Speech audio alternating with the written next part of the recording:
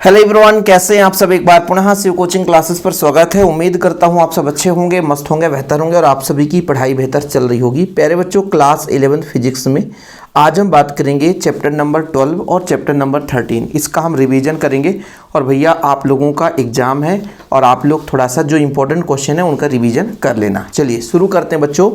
बायल के नियम को लिखना बच्चों। बायल का नियम क्या कहता है कि बायल का नियम क्या कहता है बच्चों, स्थिर ताप पर, मतलब हमारा तापमान स्थिर है, किसी निकाय की बात कर रहे हैं तो स्थिर तापमान पर, मतलब तापमान स्थिर है किसी भी निकाय का, किसी निश्चित गैस के निश्चित द्रव्यमान का आयतन उसके दाब के व्युत्क्रमानुपाती होता है। सीधा सीधा मतलब हमारे पास एक पात्र है और पात्र में बच्चों गैस भरा हुआ है, गैस रखा हुआ है, ठीक है। अब इसका तापमान T जो है बच्चों वो स्थिर है। क्या है? स्थिर है। तो जो आयतन, इसका आयतन वो किसके समानुपाती होगा? दाब के। और वैसे भी बच्चों व्युत्क्रमानुपाती होगा। क्यों? क्योंकि दाब को कम करेंगे, एक पिस्टन लगा दिया, दाब को कम करेंगे बच्चों तो आयतन बढ़ेगा। ये तो क्लियर है, फैक्ट की बात है, आप लोग समझो। और दाब बढ़ाओगे बच्चों तो आयतन कम होगी, गैस के अणु पास पास आएंगे। और यही अपने बायल का नियम है। और कुछ भी नहीं है बच्चों, 2 नंबर का क्वेश्चन आएगा तो आसानी से आप लिख दोगे कि स्थिर ताप पर गैस का आयतन भी हो, दाब P हो, तब बच्चों भी समानुपाती 1/P हो जाएगा। जब समानुपाती हटाते हैं तो 1 के नियतांक लग जाता है। और बच्चों यदि हम P को पक्षांतर कर दें तो P भी बराबर के हो जाता है। यही अपने बायल का नियम है। 1 नंबर के क्वेश्चन में आ सकता है। अगला प्रश्न प्यारे बच्चों, आदर्श गैस किसे कहते हैं? देखो बच्चों, जो गैस बायल के नियम और चार्ल्स के नियम का पूर्णतः पालन करते हैं, है ना, उसे हम बोलते हैं बच्चों आदर्श गैस। ठीक है, ध्यान रखिएगा। तो आदर्श गैस है ना किसे कहते हैं बच्चों? देखो यहाँ पर क्लियर है, आप लोग याद कर लिए कि बायल का नियम और चार्ल्स के नियम का जो पालन करेगा ऐसे गैस को हम आदर्श गैस मानते हैं, है ना। व्यवहार में ऐसा कोई गैस नहीं है जो उक्त नियमों का पूर्णतः पालन करे, लेकिन कठिनाई पूर्वक द्रवित होने वाले गैस जैसे नाइट्रोजन है, ऑक्सीजन है, हाइड्रोजन है इत्यादि काफ़ी सीमा तक दोनों नियमों का पालन करते हैं। ठीक है बच्चों, चलिए गैसों के लिए एवोगैड्रो का नियम क्या है बताना बच्चों। एवोगैड्रो का नियम, इसमें ये बोला गया कि मान लीजिए हमारे पास 2 गैस हैं, मान लीजिए 2 गैस हैं जिनका दाब और ताप समान रख दें बच्चों, तो गैस में जो अणुओं की संख्या है ना, यानी 2 पात्र में हम बात करते हैं, 2 पात्र में समान आयतन के गैस के अणु हैं, ठीक है, समान मात्रा में आयतन है यदि, है ना। क्या बोला गया? ताप और दाब समान होने पर, ठीक है, गैस यदि समान है तो उनके अणुओं की संख्या भी समान होती है। यही एवोगैड्रो का नियम है। कितना एकदम छोटा सा परिभाषा प्यारे बच्चों। क्या बोला गया कि हमारे पास 2 गैस है जिनका आयतन समान है बच्चों, यदि ताप और दाब भी समान है तब उनके अणुओं की संख्या समान होगी। ठीक है, याद रखिएगा। गैस के लिए एवोगैड्रो नियम क्या कहता है कि प्यारे बच्चों, गैस का एवोगैड्रो नियम ये कहता है कि ताप और दाब समान है और समान मात्रा में आयतन भी है, तब उनके अणुओं की संख्या समान होगी और कुछ भी नहीं। ओके। डाल्टन के आंशिक दाब का नियम, अभी छोटी छोटी परिभाषाएं हैं, इनको याद कर लो, यदि 2 नंबर में भी आगे बच्चों तो बन जाना चाहिए। इस नियम के अनुसार समान ताप पर परस्पर क्रिया न करने वाले गैसों के मिश्रण का दाब उनके अवयवी गैसों के दाब के योगफल के बराबर होता है। यहाँ पर ये बोला गया कि 2 हम यदि गैस लेते हैं, आपस में मिले बस ना, तो उनका जो अलग अलग दाब था मिलाने पर भी उनका वही दाब रहेगा, अलग से दाब परिवर्तित नहीं होगा। ये डाल्टन का आंशिक दाब का नियम है। दाब से संबंधित नियम दिए बच्चों ने, इसलिए इसे हम डाल्टन का आंशिक दाब नियम भी कहते हैं कि भाई समान ताप पर परस्पर क्रिया ना करने वाली गैसें मिश्रण का दाब, यानी समान तापमान समान है, 2 गैस है जिनके तापमान समान है, उनको मिलाने पर यदि क्रिया नहीं करते बच्चों तो उनका जो मिश्रण का जो दाब है उनके अवयवी गैसों के दाब के योग के बराबर होगा। यानी 2 गैस थे जिनका दाब P1 P2 था, अब प्यारे बच्चों उनको मिला दिया गया लेकिन वो अच्छे तरीके से मिले नहीं हैं, तो प्यारे बच्चों ध्यान रखिएगा उनका जो टोटल दाब होगा वो उनके योग के बराबर होगा। अगला प्रश्न बच्चों, गैस के अनुगत सिद्धांत के लिए प्रमुख अभिग्रहित। देखो पहला अपना है, प्रत्येक गैस छोटे छोटे कणों से मिलकर बने होते जिन्हें अणु कहते हैं, जैसे आप लोगों ने पढ़ा है बच्चों, है ना। दूसरा है, किसी गैस के अणु दृढ़, पूर्णतः प्रत्यास्थ, गोलाकार व सभी प्रकार से एक समान होते हैं। अणुओं का आकार अंतराण्विक अंतराल की तुलना में नगण्य होता है। ये अणु सभी संभव वेग में सभी दिशाओं में अनियमित रूप से गति करते हैं। ये अणु बर्तन की दीवारों से टकराते हैं, किंतु इन टक्करों से गैस का आयतन नहीं बदलता, अर्थात प्रति एकांक आयतन में अणुओं की संख्या स्थिर बनी रहती है। ठीक है, बहुत सारे इसके अभिग्रहित हैं, एक अभिग्रहित नहीं बच्चों। तो आप लोगों से कम 3-4 तो बनना चाहिए। यदि एग्जाम में किसी तरीके से क्वेश्चन आया बच्चों तो 3-4 तो बनना ही चाहिए। ठीक है, हालांकि इस चैप्टर से उतने ज़्यादा क्वेश्चन घुमाऊ नहीं आता है, परेशान मत होना, लेकिन आप लोगों को जो छोटे छोटे क्वेश्चन है इन्हीं को पढ़ लो, बहुत है बच्चों।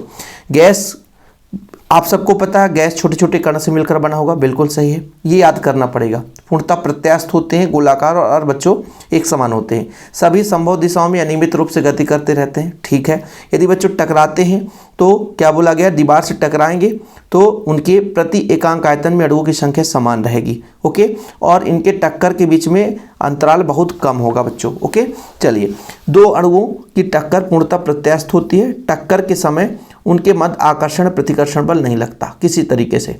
दो अणुओं की टक्कर क्षणिक होती है, अर्थात टक्कर का समय उनके स्वतंत्रतापूर्वक चलने के लिए समय की तुलना में नगण्य होता है, बहुत कम समय में टक्कर करते हैं। दो क्रमिक टक्करों के बीच अणु एक समान वेग से सरल रेखा में गति करते हैं। ठीक है, क्लियर। तो ये 4-5 प्रॉपर्टी आप लोगों को याद करना है कि जो प्रत्येक गैस है वो छोटे छोटे कणों से मिलकर बनी होंगी। ठीक है बच्चों, जो गैस है उनके अणु पूर्णतः प्रत्यास्थ होते हैं, है ना, टक्कर भी होते हैं तो प्रत्यास्थ संघट्ट होगा इनके बीच में, है ना। इनके अणुओं का आकार, है ना, अंतराणु अंतराल की तुलना में बहुत कम है, नगण्य होता है, सभी दिशाओं में घूमते रहते हैं, अनियमित रूप से गति करते हैं। टक्करों के बीच में जो समय है बच्चों वो बहुत ही कम समय लगता है। खत्म कहानी। इसके बाद बच्चों इसको अपन को नहीं पढ़ना है, ये वाला क्वेश्चन पढ़ लेना।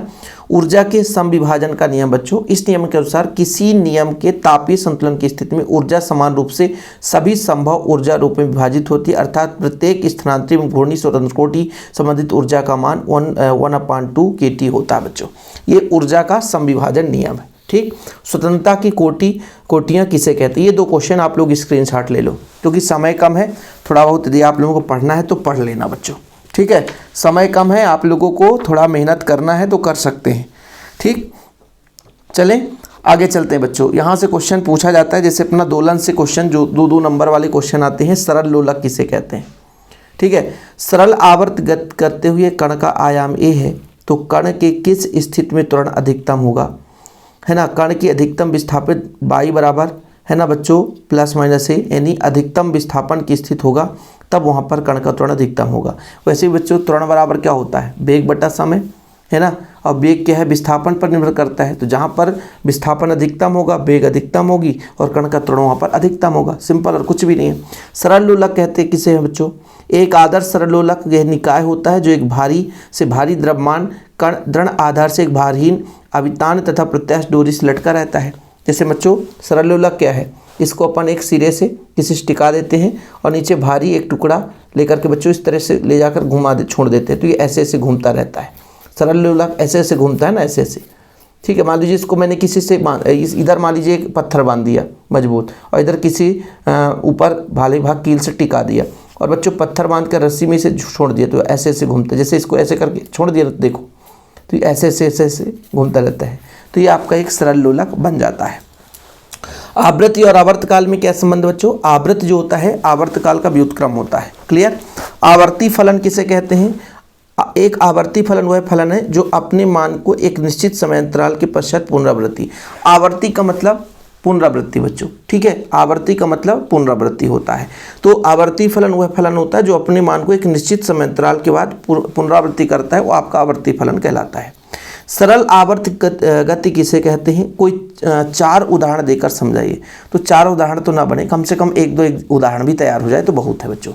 जब कोई पिंड अपनी साम स्थिति के दोनों ओर सरल रेखा में इस प्रकार आवर्त गति करता है कि इसका त्वरण प्रत्येक स्थिति में कण के विस्थापन के अनुक्रमानुपाती होता है तथा त्वरण की दिशा सदैव माध्य स्थिति की ओर होती है, तब इस पिंड की गति को सरल आवर्त गति कहते हैं।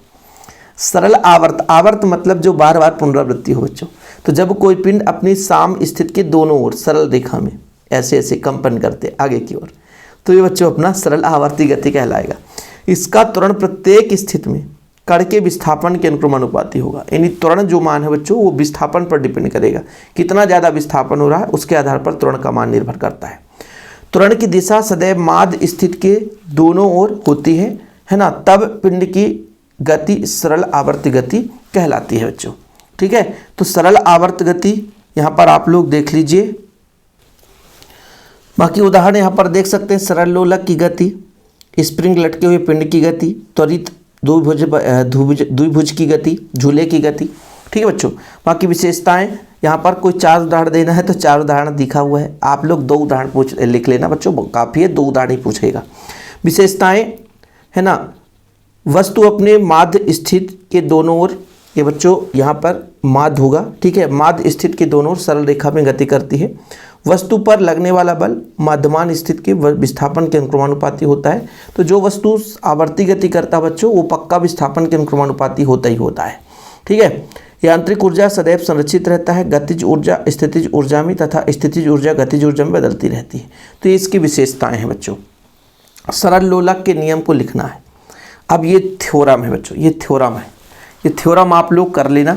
ठीक है, आपको बता रहा हूँ सरल लोलक का जो थ्योरम है इसे आप लोग कर लेना। और इसमें से एक सबसे महत्वपूर्ण अंतर पूछा जाता है बच्चों, अनुप्रस्थ तरंग और अनुदैर्ध्य तरंग। ठीक है, अनुप्रस्थ तरंग और अनुदैर्ध्य तरंग, ये 2 अंतर आप लोगों को पढ़ना है। अभी मैं सिर्फ आप लोगों को रिवीजन के लिए क्वेश्चन दे रहा हूँ, बाकी इसके पहले भी मैंने बहुत सारे चैप्टर्स करा दिए हैं। उम्मीद करता हूँ कि आप लोग देखे होंगे, है ना, समझ रहे हो ना। चलो देखो बच्चों, अनुप्रस्थ क्या होता है, इन तरंगों में माध्यम के कण तरंग संचरण की दिशा के लंबवत कंपन करते हैं बच्चों। और अनुदैर्ध्य में बच्चों, इन तरंगों के माध्यम के कण तरंग संचरण की दिशा के अनुदिश कंपन करते हैं। ये लंबवत और अनुदिश कंपन, ये इसमें जब लंबवत कंपन करते हैं तो सुरंग और गर्त होता है बच्चों। इसमें संपीड़न और विलयन होता है। इनके संचरण के लिए माध्यम में दृढ़ता का गुण होता है, इनके संचरण के लिए माध्यम में आयतन प्रत्यास्थता का गुण होता है। ठीक है, तो ये क्वेश्चन आप लोगों को तैयार कर लेना है प्यारे बच्चों। बाकी जो लास्ट चैप्टर है बच्चों तरंग, इसका भी अपन ने प्रिंट नहीं निकाला है, आप लोग क्वेश्चन देख लो जिन बच्चों को है ना तैयार करना है। बाकी यदि आप लोगों को लगता है कि चैप्टर 1 से पूरा ये PDF हमें मिल जाए तो बच्चों मैं आप लोगों को बताता हूँ कि जो बच्चा यदि इसको लेना चाहता है, पूरा PDF भी है आज रिवीजन के लिए, तो 20 रुपये इसका चार्ज लगेगा, है ना। जिस बच्चे को लेना है तो भैया इसमें कॉन्टैक्ट नंबर भी लिखा हुआ है, देख लो। ठीक है, 96 85 29 91 49, ये मेरा पर्सनल नंबर है बच्चों। व्हाट्सअप कर लेना और स्क्रीनशॉट भेज देना कि ये PDF चाहिए। 20 रुपये पेमेंट करके बच्चों आप लोग एक PDF ले सकते हैं और हो सकता है इसका रिवीजन कर लो आप लोग। सारे चैप्टर्स के इंपॉर्टेंट क्वेश्चन यहाँ पर हैं, है ना। और कुछ बच्चों लॉन्ग क्वेश्चन इसमें नहीं मिलेंगे, लॉन्ग क्वेश्चन मैंने अलग से जिसे वीडियो में पढ़ाया है। तो जो बच्चे इसको लेना चाहते हैं तो 20 रुपये में इसको ले सकते हैं। ठीक है, बाकी बढ़िया तैयारी की हो बच्चों तो कल पेपर अच्छे तरीके से देकर आना। जितना हो सकता है हमने आप लोगों के लिए भरपूर वीडियो प्रोवाइड किया है। ठीक है, चलिए टेक केयर, बाय बाय, जय हिंद, वंदे मातरम।